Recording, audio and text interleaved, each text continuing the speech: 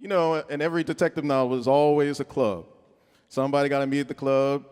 Things happen at the club, right? Same here today. Go to the club, what happened? I don't know, it happened. Who did it happen to? I don't know, it happened, okay?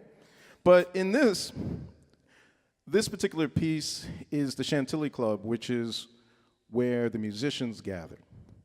And when we were reading what Mosley read and what he wrote, this spoke to us about what jazz is all about.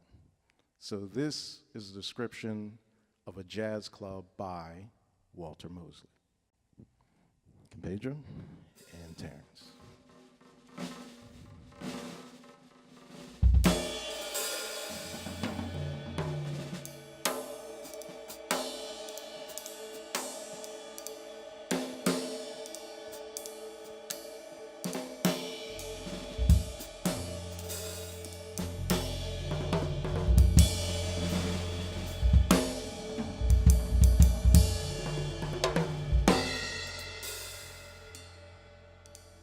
From the top of the stairway, I could hear the weak strains of the jazz horn.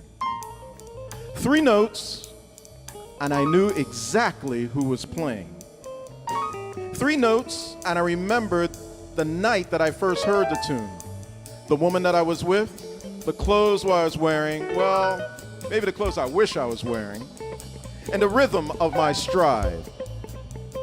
That horn spoke the language of my history. It traveled with me back to times that I could no longer remember. Maybe even times that was older than I. Traveling in my blood, traveling back to some forgotten home. And in the center of that spectacle, there was a boy-sized man on top of a silver trumpet. And he had played this high staccato riff that had temporarily dampened the conversation. And behind the man was a simple wooden chair. And I would imagine how Lips McGee, after a set, would fall back into that chair and wipe his brow. And there was a big fat, bass man and a barrette crown drummer behind Lips. And they had run out of ways of keeping up with the old master. Their hands were down, and the only beat they kept was with their barely nodding heads.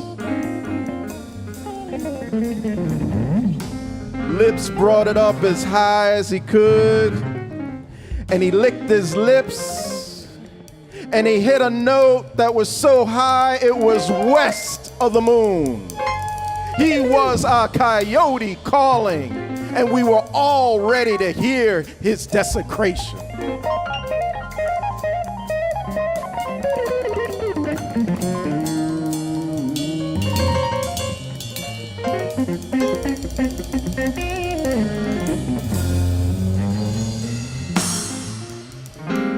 And when he finished, the bass man thumped in. Yeah.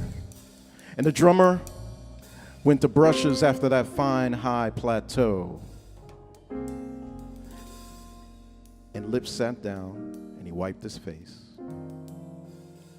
And the room cheered him.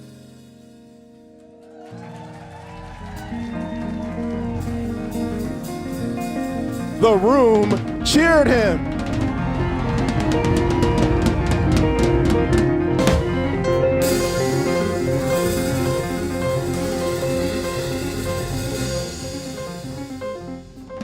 They get excited. They cheered him for all the years that he kept us alive in the northern apartments.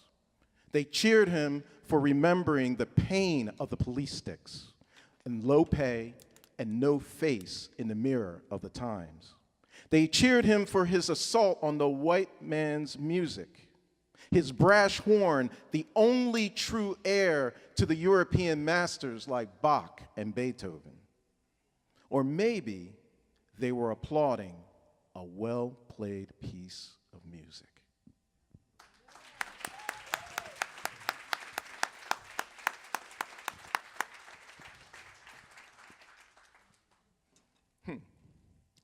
Drink, mister? Oh, she was young and doe brown. And after getting that high off of lips of music, I thought I heard some whispering secrets in her heart. It ain't easy being easy.